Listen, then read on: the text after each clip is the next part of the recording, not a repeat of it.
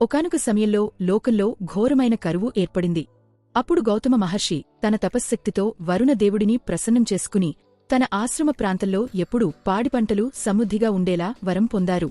దీనివల్ల చుట్టుపక్కల ఉన్న మునులందరూ కరువు నుండి తప్పించుకోవడానికి గౌతముడి ఆశ్రమానికి చేరుకున్నారు. సమయం గడిచేకొద్దీ గౌతమ మహర్షికి వస్తున్న పేరు ప్రఖ్యాతులు చూసి కొందరు మునులకు అసూయ కలిగింది. ఆయన్ని ఎలాగైనా ఆ ఆశ్రమం నుండి పంపించివేయాలని పథకం వేశారు. ఇందుకోసం వారు వినాయకుడిని ప్రార్థించారు. మునుల కోరిక మేరకు వినాయకుడు ఒక మాయా గోవు, ముసలి ఆవు రూపం ధరించి గౌతముడి పొలంలోకి ప్రవేశించి పంటను మేయడం ప్రారంభించాడు. గౌతమ మహర్షి ఆ ఆవును పంపించివేయడానికి ఒక చిన్న గడ్డిపరకతో దాన్ని అదిలించారు. కాని వినాయకుడి మాయవల్ల ఆవు అక్కడికక్కడే ప్రాణాలు విడిచింది.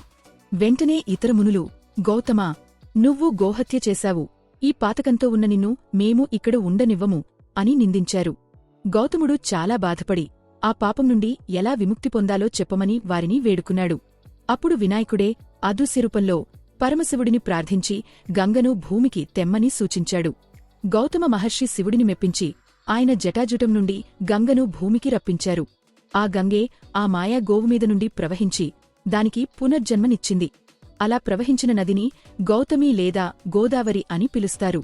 వినాయకుడు ఈ లీలను చేసింది గౌతముడిని ఇబ్బంది పెట్టడానికి కాదు, లోక కళ్యాణం కోసం పవిత్రమైన గోదావరి నదిని భూమికి తీసుకురావడానికి ఒక కారణం.